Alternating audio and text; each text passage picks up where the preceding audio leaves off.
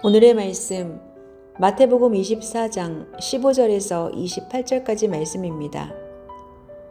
그러므로 너희는 예언자 다니엘이 말한 바 황폐하게 하는 가증스러운 물건이 거룩한 곳에 서 있는 것을 보거든 읽는 사람은 깨달아라. 그때 유대에 있는 사람들은 산으로 도망하여라. 지붕 위에 있는 사람은 제 집안에 있는 물건을 꺼내려고 내려오지 말아라. 밭에 있는 사람은 제 겉옷을 가지러 뒤로 돌아서지 말아라.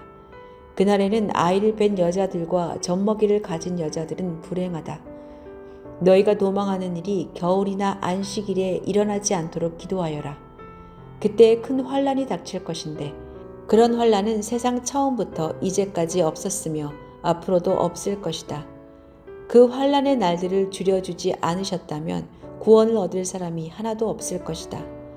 그러나 선택받은 사람들을 위하여 하나님께서 그날들을 줄여주실 것이다. 그때 누가 너희에게 말하기를 보시오 그리스도가 여기 계시오 혹은 아니 여기 계시오 하더라도 믿지 말아라. 거짓 그리스도들과 거짓 예언자들이 일어나서 큰 표징과 기적을 일으키면서 할 수만 있으면 선택받은 사람들까지도 홀릴 것이다. 보아라 내가 너희에게 미리 말하여 둔다. 그러므로 그들이 너희에게 보아라 그리스도가 광야에 계신다 하고 말하더라도 너희는 나가지 말고 그리스도가 골방에 계신다 하더라도 너희는 믿지 말아라. 번개가 동쪽에서 나서 서쪽에까지 번쩍이듯이 인자가 오는 것도 그러할 것이다. 죽음이 있는 곳에는 독수리가 모여들 것이다.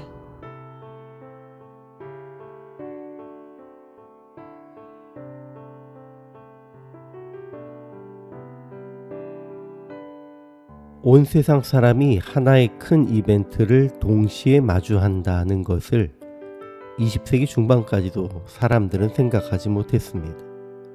그러나 위성방송이 시작되면서 지금은 전 세계 사람들이 같은 시간에 올림픽, 월드컵과 같은 대형 이벤트를 실시간에 볼 수 있는 시대가 되었습니다. 그러면서 예수님이 세상 모든 사람이 한 번에 알 수 있는 모습으로 이 땅에 재림하신다는 것도 어느 정도 이해할 수 있게 되었습니다. 예수님의 말씀을 깨닫는 것은 깊은 영적 깨달음에 근거해야 하지만 때로는 과학의 발전, 역사적 배경을 통해서도 깨달을 수 있습니다. 특별히 역사에 대한 이해를 통해 우리는 성경을 더 깊이 이해할 수 있게 됩니다. 예수님은 마지막 때의 또 다른 징조로 선지자 다니엘이 말한 바 멸망에 가증한 것이 거룩한 곳에 설 때를 말씀하십니다. 이때는 하나님의 성전이 있는 유대 지역에 창세부터 없었던 직접적이고 큰 환란이 임할 것입니다. 하나님이 그 날을 감하지 않으시면 모든 육체 가운데 있는 사람들이 구원을 얻지 못하고 죽을 수밖에 없는 상황을 겪을 것인데 하나님은 당신의 택하신 이들을 위해 그 날들을 감하실 것입니다. 여전히 거짓 그리스도가 여기저기서 나타나 많은 사람을 미혹하겠지만 모두 아닙니다.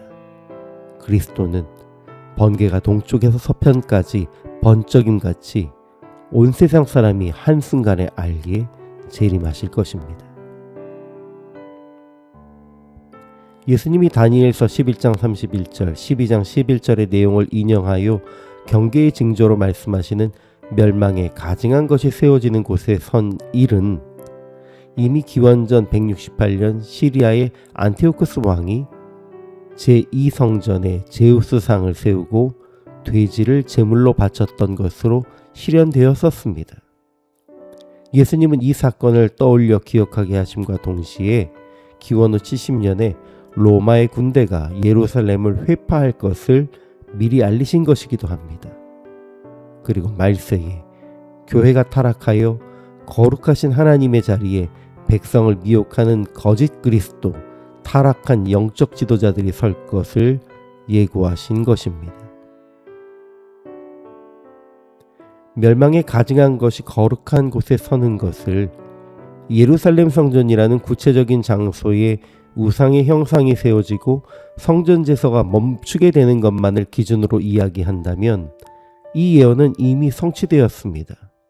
기원 후 70년 로마의 정복으로 예루살렘 성전이 더럽혀지고 회파된 이후 이미 성전 제사는 멈추었기 때문입니다. 그러므로 우리가 이 말씀을 근거로 예수님이 재림하실 때에 관한 징조로 이해하려면 주님을 섬기는 교회 안에 가장 존중받아야 할 자리에 하나님이 아닌 누군가 혹은 무엇인가가 자리하는 때로 받아들여야 합니다.